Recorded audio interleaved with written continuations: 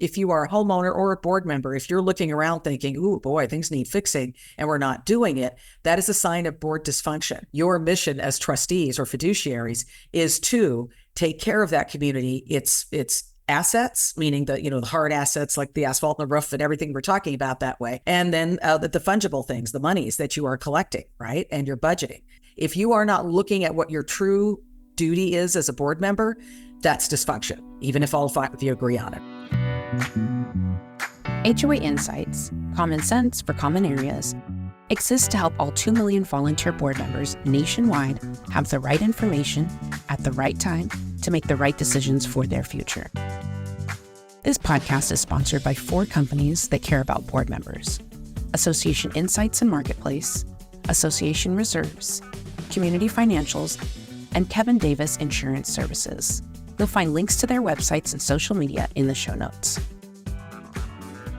Hi, I'm Robert Nordland of Association Reserves. And I'm Julie Adaman of Adaman Inc. And this is HOA Insights, where we promote common sense for common areas. Well, welcome to episode 68, where we're again speaking with management consultant and regular co-host Julie Adaman. Today we'll be discussing the topic of dysfunction, but this time with some specific ideas about what dysfunction looks like, and if a lot of those characteristics apply to your association, we'll also share some specific ideas about how to begin fixing the problem. Well, this is in follow-up to episode 67 with regular co-host Kevin Davis, who shared more wise counsel and insights about how to manage insurance issues successfully at your association.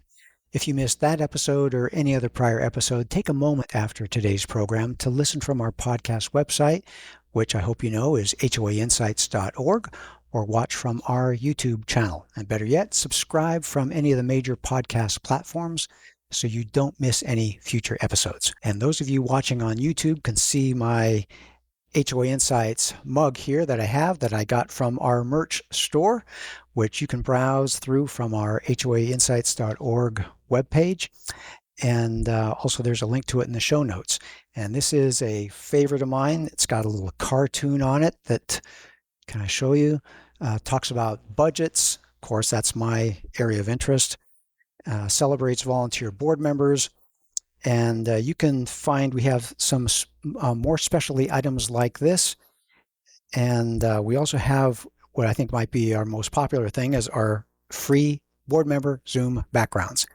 And as a treat, I'll give this mug away to our 10th person to email podcast@reservestudy.com, mentioning something close to episode 68 mug giveaway. We enjoy hearing from you, responding to the issues you have and that you're facing at your association. So if you have a hot topic, a crazy story, or a question you'd like us to address, you can contact us at 805-203-3130 or email us again at podcast@reservestudy.com. One of those listener questions prompted today's episode. And it was Ellen from Baltimore who said, or who asked, what do you mean by dysfunctional? That sometimes we need to have our monthly financial reports corrected, and sometimes our meeting minutes need correction? Julie, can you help us respond to Ellen? Well, I can. Thanks for the question or the comments, Ellen. Really appreciate it because, as Robert and I have been in this industry for so long, when we talk about dysfunction, we have a really good idea of what we're talking about. And I think most people that have lived in a homeowners association or sat on a board certainly have experienced a certain level of dysfunction. So when Robert said, let's talk about this dysfunction issue, I sat down and put together some things that are major dysfunctions that we could actually literally talk about for probably days. Wouldn't you think, Robert? Yeah. Now, well, that's a question.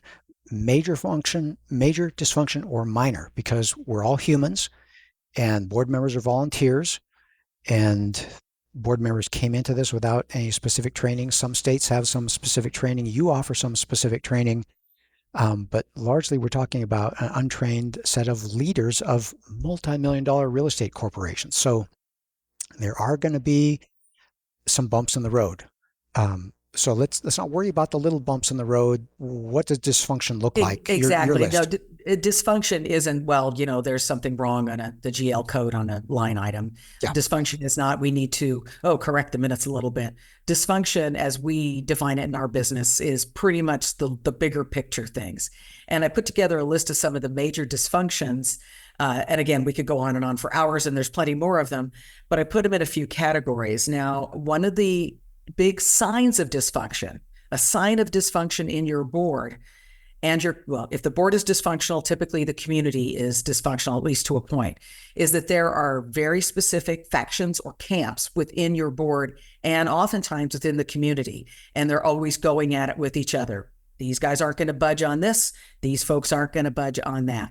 I just talked to an association in the Phoenix area, and he was telling me that it's a 5-member board, and 2 of the 5 members are just dead set on turning their community into more of a country club.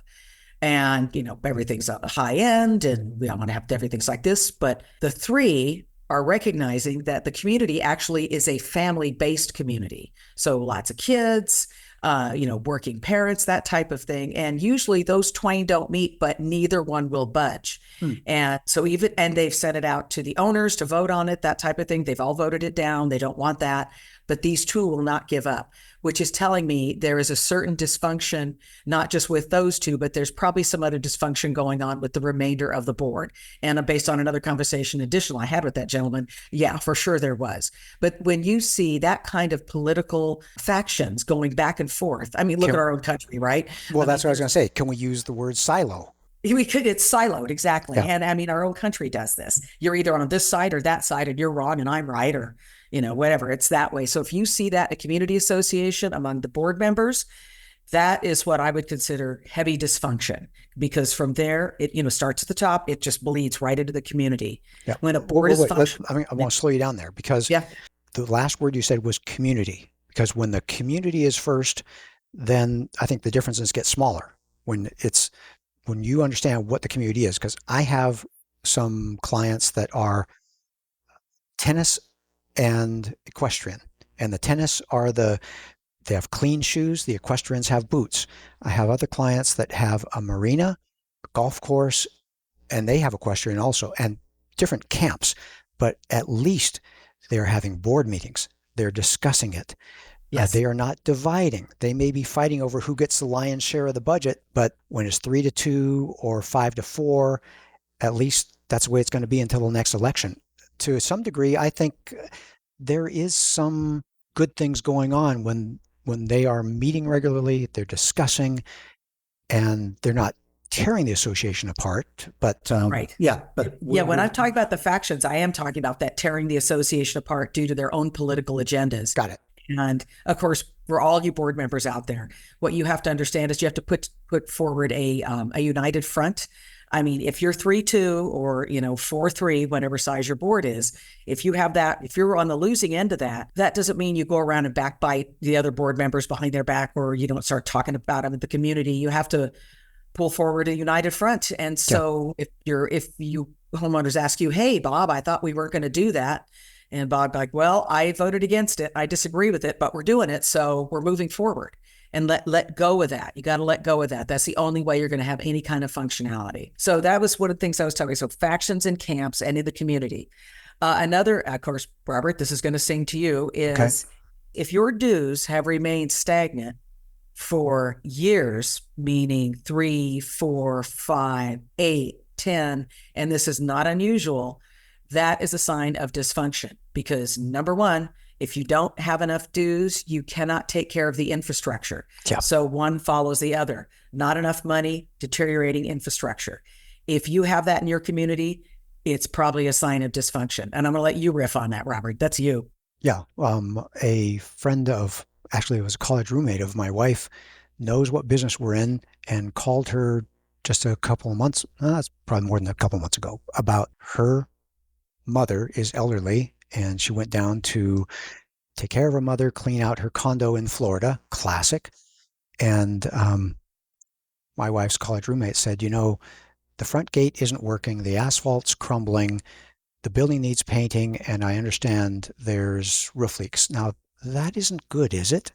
And, just the unaware that this place has just been falling apart for years. And that comes back to they're focused on the wrong thing, where they're Yes. focused on minimizing homeowner assessments, but they're missing the big picture, because a little bit more spent on homeowner assessments would leverage multiple returns in home values, because that condo is now going to sell at a fire sale price. It's going to look lousy, and that's just a foolish decision. But to your point, we're talking about dysfunction. So what does that mean? It means not doing what the association needs to do, not operating in a sustainable way. Okay, That's exactly right. And inflation is real. yeah, Costs go up, Yep. and your job as a board member is to maintain the assets of the association, the physical and financial assets. So it's a moving target. Every year, things get a little more expensive. The pool service, the janitorial, the roof that you thought was going to cost $100,000 last time you got a proposal a couple of years ago, and it's now going to be $140,000. At least, yeah, exactly right. And so that is if you are a homeowner or a board member, if you're looking around thinking, "Ooh, boy, things need fixing," and we're not doing it, that is a sign of board dysfunction. Even though all those board members, all 5 of them, may be right on board with that dysfunction, you may be all voting, "Whoop, we're not going to raise assessments." That's dysfunction. Your mission as trustees or fiduciaries is to take care of that community. It's assets, meaning the hard assets like the asphalt and the roof and everything we're talking about that way. And then the fungible things, the monies that you are collecting, right? And you're budgeting. So you have to understand that if you are not looking at what your true duty is as a board member, that's dysfunction, even if all 5 of you agree on it, or all 7. But let's see. I put also down here, and this goes kind of to political and staffing, was high board member turnover. If you have high board member turnover, that is usually a sign of dysfunction, because there's probably factions, there's probably disorganization. I mean, and we've talked about this several times, Robert, is that for all you board members out there, think about it. If you want to get off the board because you've been on it for 5 or 6, 7 years, you need to bring people up. And if your board meetings are contentious, or they're hardly ever held, or they're hardly ever held and contentious, and they go on for 4 or 5 hours and you have 200 units, I mean, that's dysfunction right there. And where do homeowners and potential board members see you guys in action? They see you at a board meeting. And if it's 4 or 5 hours, that's something they do not want to be a part of. So you're not attracting new people on that. So I use that staffing as a volunteer staffing. That's what I meant by that. But so that is another sign of dysfunction for a board. Is the opposite true? Yes, the opposite can be true, because we just touched on that a little while ago when we were off camera and talking about this. Okay, let's say you have had the same 3 board members, 5 board members for the last 20 years. That probably is not a sign of a good functioning community. Can it be? Yes, sometimes it works really well, but for the most part, if the same people are running the community year after year after year, there is no, obviously, we all say we need new blood. There is no new blood, and new blood really brings a lot to the table. People with new ideas, and also they may be representative of how the community has changed. So let's say we have 5 board members and everybody is bought in 30 years ago. Maybe they retired in the last 20 years and their life is completely different. And now a whole new group of people are moving in and they've got kids. Yeah, so they have a whole different aspect of the living within that building or within that community. Right. So new blood is a good thing. And existing board members should always be okay to bring in some new blood. So that's another one. You were going to say something about that, I think, Robert. Yeah, I was thinking they have kids, they have dogs. Yeah. They bought at $400,000, and that's very different from the president who bought 25 years ago and it was $75,000. They have just a whole different view of what the association is. These families bought there for a very different reason, and they're not burdened or saddled with the baggage of remembering back when the monthly assessments were $100 a month, because we don't live in that reality anymore. The reality is they're 250, 275, and they probably need to go up to 350 or 375. So having too much institutional knowledge sometimes can be dangerous. Yeah, as long as you're holding on to it, like it's Yeah. got to be this way forever, Yeah. which you see that a lot. I mean, that's real common in our business. Our industry is so difficult for people who manage as managers or as service providers like Robert and I are. I used to be a manager as well, is that, we deal with people's finances and their living arrangements. And there's not really anything more personal than those two things. We'd be preaching to them too, and that's about Yeah. the only way we can make it more sensitive. Yeah. Yeah, exactly. So, I mean, and as board members, you need to realize that too. That's a reason it's so difficult for people to become board members and be able to, to administrate well, is because people are very ticked off. And so if something happens that they don't like because it was that way when they moved in 15 years ago. I mean, literally people saying, I don't want you to rip out that carpet because my husband was still alive and that's where we walked in the first time and I just loved it. Literally is that kind of thing. Yeah. So, so bringing in new people gives older board members, or I would say more seasoned board members or people who've lived in the community a long time, it gives them a new perspective. And to put a fine point on that, the association I'm in, their committee asked me if I wanted to run for the board. Interesting. Because So? I'm I'm going to do it. Oh yeah. Okay. It's me, Robert. Of course I am. Yeah. Well, let me touch on that. It takes time, but you would be an incredible asset to the board, and you bought a home there, and you care about the well-being of the association, the future of the association. And when you're talking about the culture of who's there, we no longer have people who largely go to work during the day. There's just the culture of people more comfortable with technology and working from home and consulting and all these kinds of things.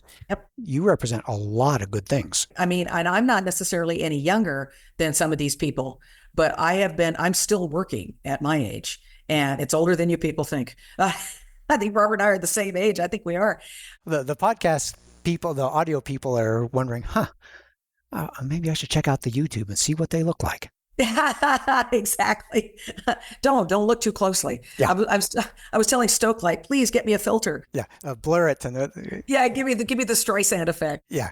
But I am and I actually applied last year. But this association has a really good rule that you have to live here a year before you could be on the board, which is wow. It's really smart. And I was like, congratulations, that's great.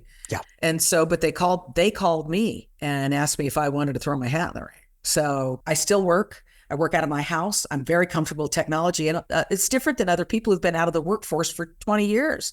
And they're still my age. I mean, there are still people who, they retired at some ridiculously young age or 10, 12 years ago, and things have happened so quickly, technology-wise, and being comfortable and familiar with it, so it brings a new aspect. So back off that subject now. But the last thing I wanted to say was, let's see, dues remain stagnant. And this is a huge sign of dysfunction. If there is little to no communication coming from the board to the membership, and I mean regular, well thought out communication. And if I will say the community I'm in, we get more communication than you could possibly imagine. It's really good. And we get an email. Probably some people think it's too much, but in my opinion, there's never too much. Half the people delete it anyway. If your board is not communicating, that means they are lacking. And if you're these board members, you got to think that you're lacking or not putting to use your managerial acumen to manage large groups of people. And make no mistake, you are managing the people as well as all the money and the projects and the infrastructure. You're managing all these other folks one way or the other, and they have to be brought into the process of the association, right? Yep. So you need to, once you bring them in through communication, they're not at the next board meeting with their torches and pitchforks wondering why the assessments have to go up $100 or whatever. It doesn't matter what it is. Regular communication to the owners is just imperative. And if you're not doing it, it's gonna contribute or even begin the dysfunction that you will experience. And it's not. Those of you out there who have sat on dysfunctional boards or are sitting on dysfunctional boards, I'm really sorry. There is help for that. But if any of these things rings a bell for you, you need to start looking inside and going, what can we do to maybe fix that? Because we don't have X, or oh my gosh, we need maybe to recruit new people, or whatever it is. It can be fixed. It can be fixed. It takes some time, but it can be fixed. Yeah. Well, Julie, I'm glad you touched on that because I have my own list here and the communication is a big one on my list. But I want to return back to communication. But right now it's time to hear from one of our generous sponsors, after which we'll be back with more HOA Insights. Is your HOA or condo self-managed and you don't want to work as hard volunteering? Are you full managed and looking to save money? Or are you looking to split the accounting from a manager's role for better service? Let Community Financials handle the monthly accounting for you.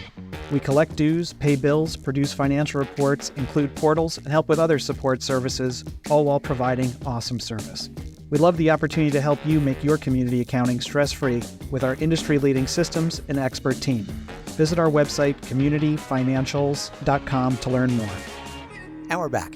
Well, Julie, I want to return to that idea of communication. There's a lot of different ways you can look at it. One is as a task, a good task to do. But I think there's also something that is good for the community.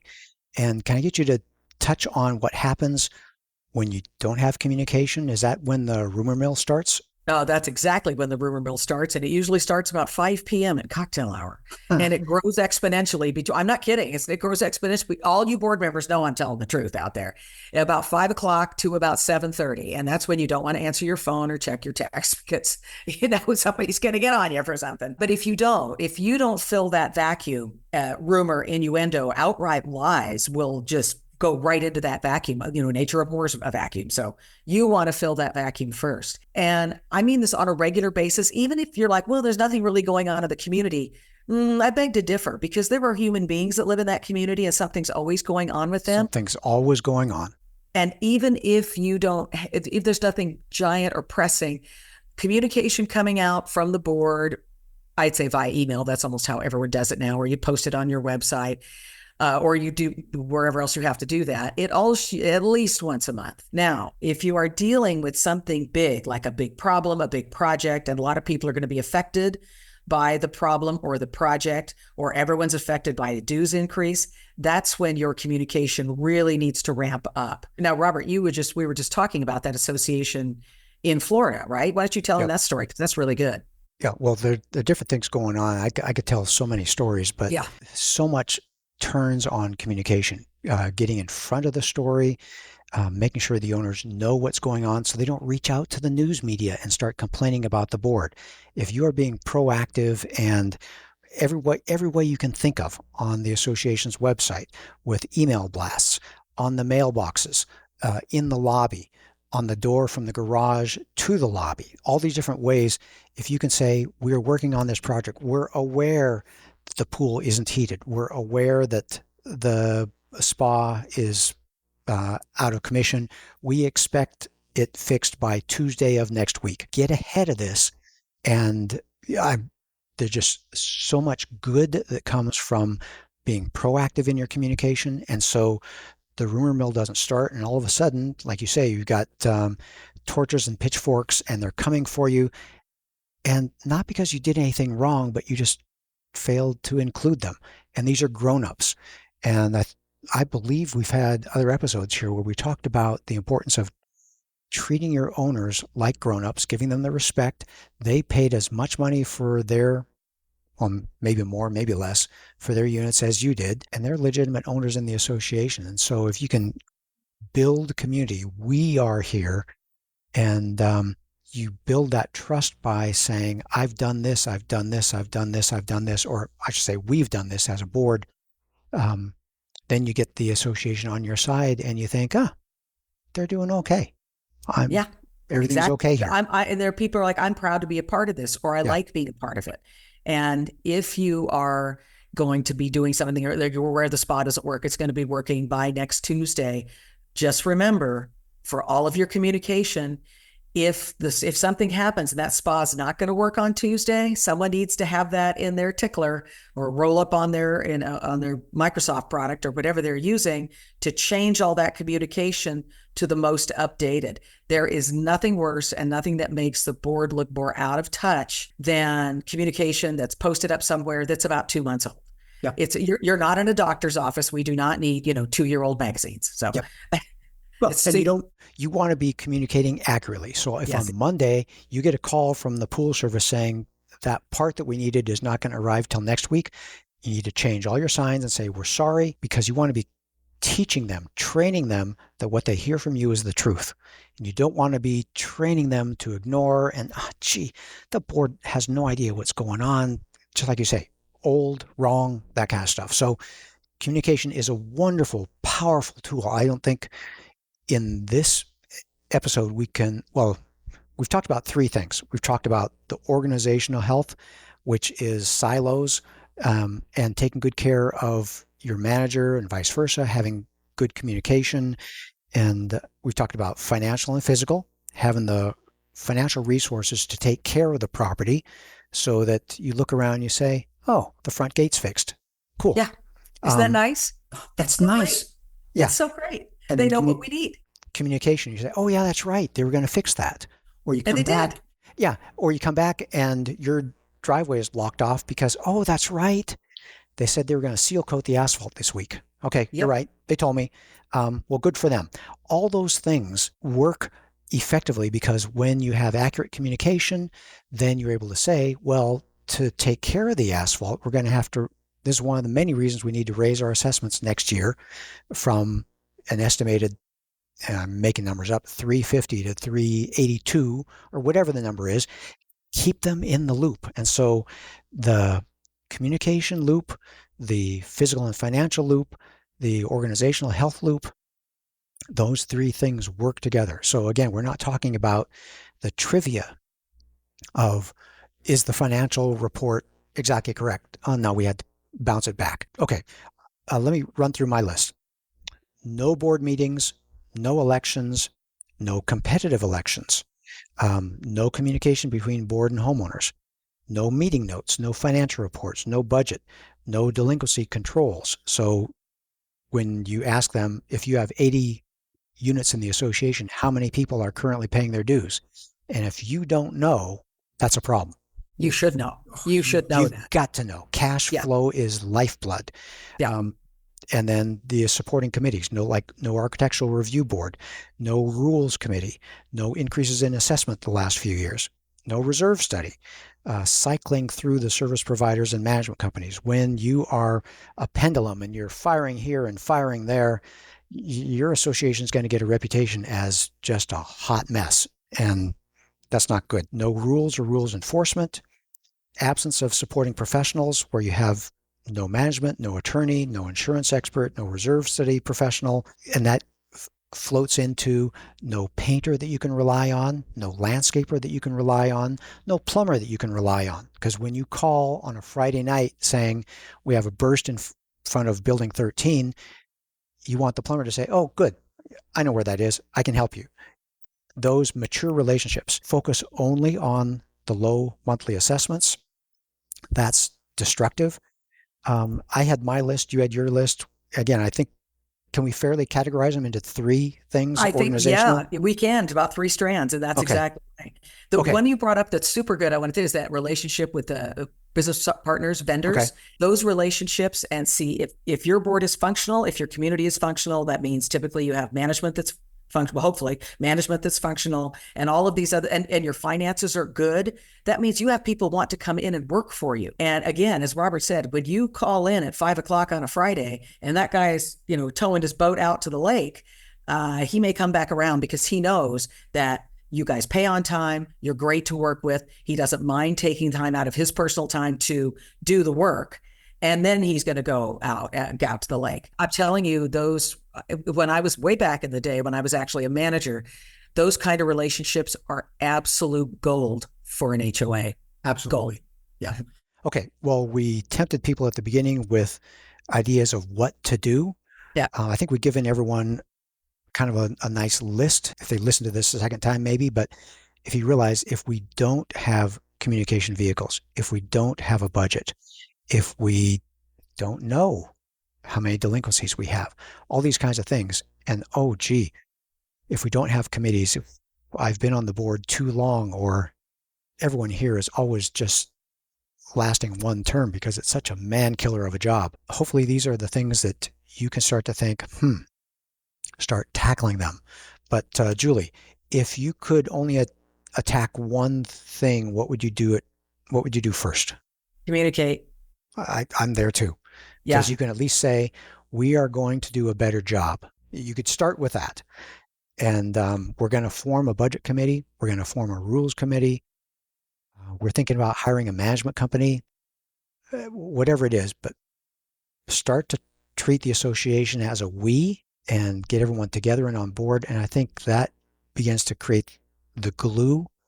Anyway. You're right. Okay. No, it is. You're absolutely right. And the communication starts first, and people will be blown away by the communication if your association has not done it in quite a while. They'll be like, wow, they actually deemed to talk with us, you know, that, and treat us like grown-ups. Yeah, treat us like grown-ups. And though some of them may not act like grown-ups, but the thing is, as a whole, this is what you need to do. You got to set your sights, as Robert was saying, it's not on the micro.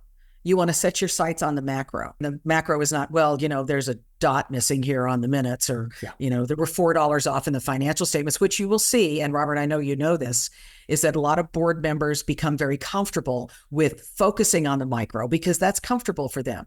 They're not really comfortable spending $150,000 on a roofing project because they've never had that experience before. But it is your duty to think bigger, which brings me, last thing, Robert, you had future ideas about doing core values and planning. I think we should do a whole talk about that. Yeah, building community. Yep. Julie, as always, it's fascinating here. I think we're a little bit over time, but this is... Sorry, folks. No. Yeah, this is all good stuff. So any closing thoughts? We've got that idea about communication is the first place to start, and we can talk about the idea of core values. Anything go along with that? Launch a committee? Or? I would say strategic planning. I do that. I've done that several times for boards, is to facilitate that kind of thing. And associations that never, big ones and small ones, that never have had any kind of a plan for the future. Because honestly, what happens a lot is that, you know, one board will make all these big plans and they'll set forth a 3 or 5 year plan on what we're going to do and how we're going to pay for it and what our fiscal reality is going to look like, what our infrastructure is going to look like through these different programs.